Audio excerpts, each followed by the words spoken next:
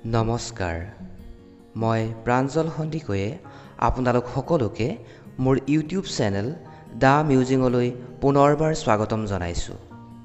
আজিৰ এই ভিডিঅ'টিত মই আপোনালোকলৈ লৈ আহিছোঁ ভাৰতীয় সংবিধানৰ কেইটামান গুৰুত্বপূৰ্ণ বিষয়ৰ পৰ্যালোচনা। আহকচোন আমি আজিৰ এই বিষয়কেইটা আলোচনা কৰোঁ। ভাৰতবৰ্ষৰ সংবিধানখনক কিয় বিশ্বৰ দীৰ্ঘতম সংবিধান বুলি কোৱা হয়? বিশ্বৰ বিভিন্ন ৰাষ্ট্ৰৰ সংবিধানসমূহক আমি দুই ধৰণে ভাগ কৰিব পাৰোঁ। লিখিত সংবিধান, উদাহৰণস্বৰূপে আমেৰিকা যুক্তৰাষ্ট্ৰৰ সংবিধান। অলিখিত সংবিধান, উদাহৰণস্বৰূপে ইংলেণ্ডৰ সংবিধান। ভাৰতবৰ্ষৰ সংবিধান হৈছে লিখিত আৰু বিশ্বৰ দীৰ্ঘতম সংবিধান। ভাৰতবৰ্ষৰ সংবিধানখন গ্ৰহণ কৰাৰ সময়ত সংবিধানখনৰ অনুচ্ছেদ আছিল ৩৯৫টা, অনুসূচী আছিল ৮টা আৰু অধ্যায় আছিল ২২টা। ১৯৫১ চনৰ পৰা বৰ্তমানলৈকে ভাৰতবৰ্ষৰ সংবিধানখনক বিভিন্ন সময়ত সংশোধন ঘটোৱা হৈছে আৰু বিভিন্ন বিষয় সংযোজন কৰা হৈছে। বিশ্বৰ দীৰ্ঘতম সংবিধান হিচাপে পৰিগণিত হোৱাৰ কেতবোৰ কাৰণ হ'ল ভৌগোলিক কাৰণ। ভাৰতবৰ্ষ ভৌগোলিকভাৱে এখন বৃহৎ ৰাষ্ট্ৰ আৰু ইয়াত বিভিন্ন দিশত ভিন্নতা পৰিলক্ষিত হয়। ঐতিহাসিক কাৰণ। ভাৰতবৰ্ষৰ সংবিধানত ১৯৩৫ চনৰ ভাৰত চৰকাৰৰ আইনৰ প্ৰভাৱ স্পষ্টভাৱে দেখিবলৈ পোৱা যায় আৰু ১৯৩৫ চনৰ ভাৰত চৰকাৰৰ আইনখন আছিল এখন বৃহৎ পৰিসৰৰ আইন। একক সংবিধান। কেন্দ্ৰ চৰকাৰ আৰু ৰাজ্য চৰকাৰৰ বাবে পৃথক সংবিধানৰ ব্যৱস্থাৰ সলনি ভাৰতবৰ্ষত একক সংবিধানৰ ব্যৱস্থা কৰা হৈছে। ইয়াৰ উপৰিও শাসনৰ মৌলিক নীতি আৰু প্ৰশাসনিক দিশসমূহ ভাৰতবৰ্ষৰ সংবিধানত পুংখানুপুংখভাৱে আলোচনা কৰা হৈছে। সেই হেতুকে ভাৰতবৰ্ষৰ সংবিধানখন বিশ্বৰ দীৰ্ঘতম সংবিধান হিচাপে পৰিগণিত হৈছে। ভাৰতবৰ্ষৰ সংবিধানখনক কিয় বিভিন্ন উৎসৰ পৰা সংগৃহীত সংবিধান বুলি কোৱা হয়? ভাৰতবৰ্ষৰ সংবিধানখনক বিভিন্ন উৎসৰ পৰা সংগৃহীত সংবিধান বুলি আখ্যা দিয়াৰ কাৰণ হৈছে ১৯৩৫ চনৰ ভাৰত চৰকাৰ আইনৰ বিভিন্ন বিষয় সংবিধানত অন্তৰ্ভুক্ত কৰাৰ লগতে বিশ্বৰ বিভিন্ন ৰাষ্ট্ৰৰ সংবিধানৰ পৰা বিভিন্ন বিষয়সমূহ ভাৰতবৰ্ষৰ সংবিধানলৈ ধাৰ কৰি অনা হৈছে। ১৯৩৫ চনৰ ভাৰত চৰকাৰ আইনৰ পৰা ধাৰ কৰি অনা বিষয়বোৰ হৈছে যুক্তৰাষ্ট্ৰীয় আঁচনি, ন্যায়পালিকা ব্যৱস্থা, ৰাজ্যপালৰ পদ, জৰুৰীকালীন ক্ষমতাৰ ব্যৱস্থা, লোকসেৱা আয়োগৰ ব্যৱস্থা আদি। ব্ৰিটেইনৰ সংবিধানৰ পৰা ভাৰতবৰ্ষৰ সংবিধানলৈ ধাৰ কৰি অনা হৈছে সংসদীয় চৰকাৰৰ ব্যৱস্থা, আইনৰ শাসন, একক নাগৰিকত্ব, কেবিনেট ব্যৱস্থা আদি। আমেৰিকা যুক্তৰাষ্ট্ৰৰ পৰা অনা হৈছে মৌলিক অধিকাৰৰ ব্যৱস্থা, ন্যায়পালিকাৰ স্বতন্ত্ৰতা, ন্যায়িক সমীক্ষা, ৰাষ্ট্ৰপতিৰ বিৰুদ্ধে মহাঅভিযোগ প্ৰস্তাৱৰ ব্যৱস্থা আদি। আয়াৰলেণ্ডৰ পৰা অনা হৈছে ৰাষ্ট্ৰৰ নিৰ্দেশাত্মক নীতিৰ ব্যৱস্থা, ৰাজ্যসভালৈ সদস্য মনোনীত কৰাৰ ব্যৱস্থা, ৰাষ্ট্ৰপতি নিৰ্বাচন ব্যৱস্থা আদি।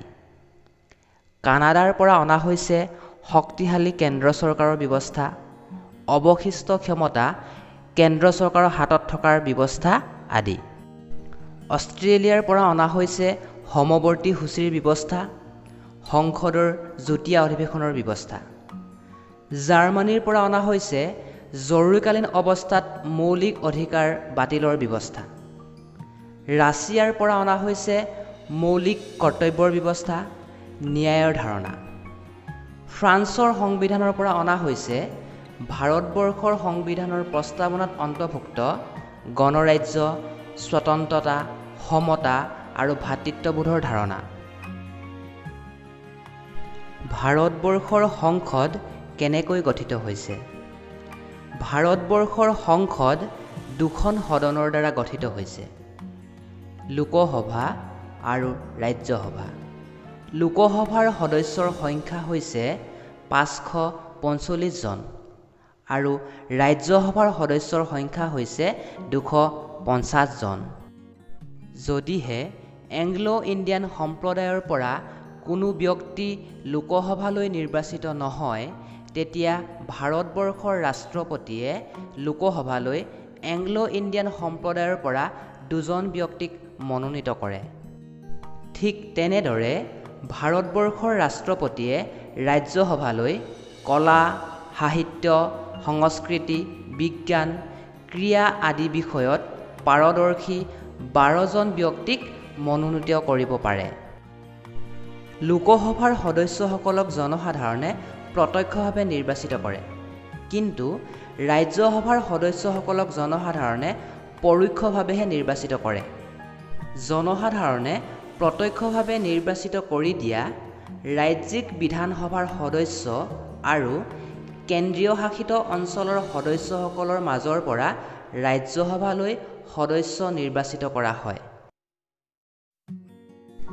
ভাৰতবৰ্ষৰ চৰকাৰক কিয় সংসদীয় পদ্ধতিৰ চৰকাৰ বুলি কোৱা হয়?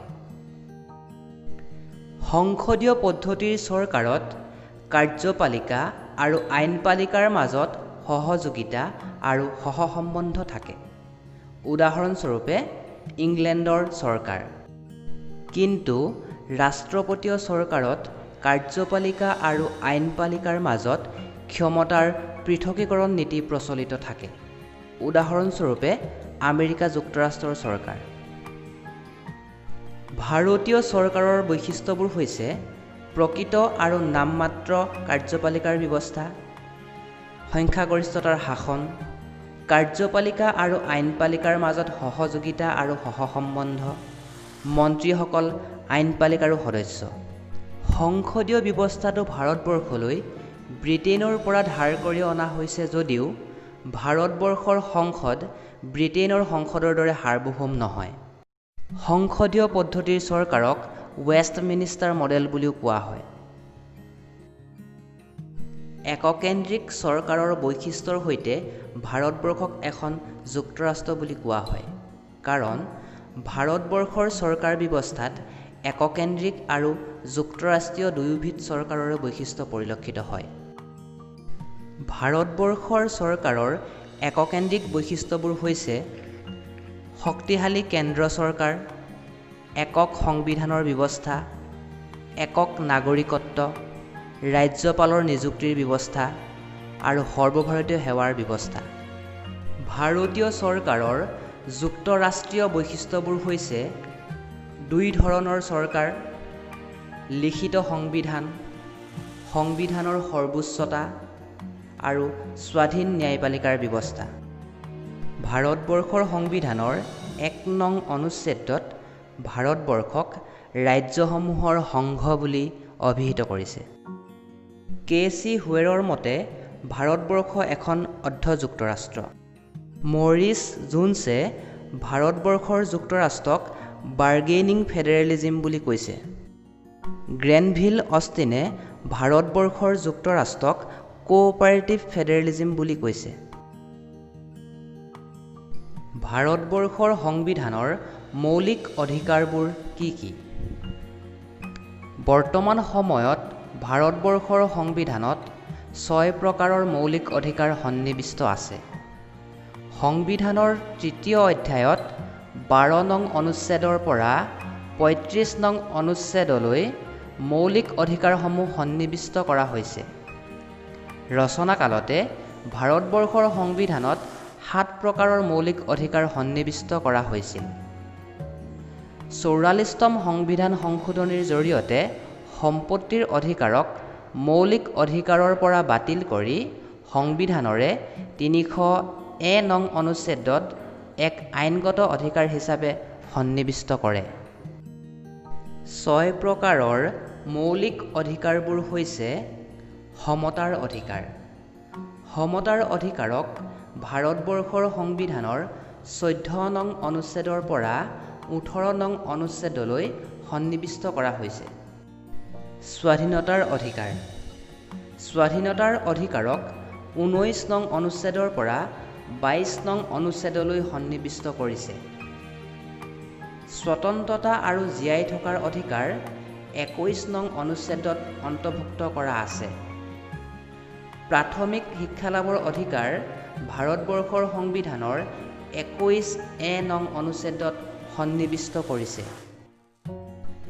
শোষণৰ বিৰুদ্ধে অধিকাৰ। শোষণৰ বিৰুদ্ধে অধিকাৰ 23 নং অনুচ্ছেদৰ পৰা 24 নং অনুচ্ছেদলৈ সন্নিৱিষ্ট কৰা হৈছে। ধৰ্মীয় স্বাধীনতাৰ অধিকাৰক 25 নং অনুচ্ছেদৰ পৰা 28 নং অনুচ্ছেদলৈ সন্নিৱিষ্ট কৰিছে। শিক্ষা আৰু সংস্কৃতিৰ অধিকাৰক 29 আৰু 30 নং অনুচ্ছেদত সন্নিৱিষ্ট কৰিছে।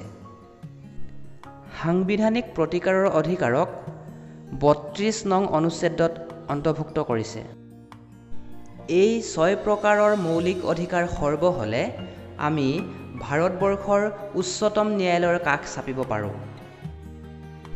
ভাৰতবৰ্ষৰ ৰাষ্ট্ৰপতিয়ে জৰুৰীকালীন অৱস্থা ঘোষণা কৰিলেও ভাৰতবৰ্ষৰ সংবিধানৰ 21 নং অনুচ্ছেদত উল্লেখ থকা জীয়াই থকাৰ অধিকাৰ বাতিল নহয়। ধন্যবাদ বন্ধু বান্ধৱীসকল, আজিলৈ ইমানেই। ভাৰতীয় ৰাজনীতিৰ দ্বিতীয়টি ভিডিঅ'লৈ পুনৰ আহিম আপোনালোকৰ ওচৰলৈ। মোৰ ভিডিঅ'ৰ ন'টিফিকেশ্যন পাবলৈ ছাবস্ক্ৰাইব কৰক মোৰ ইউটিউব চেনেল দ্য মিউজিং।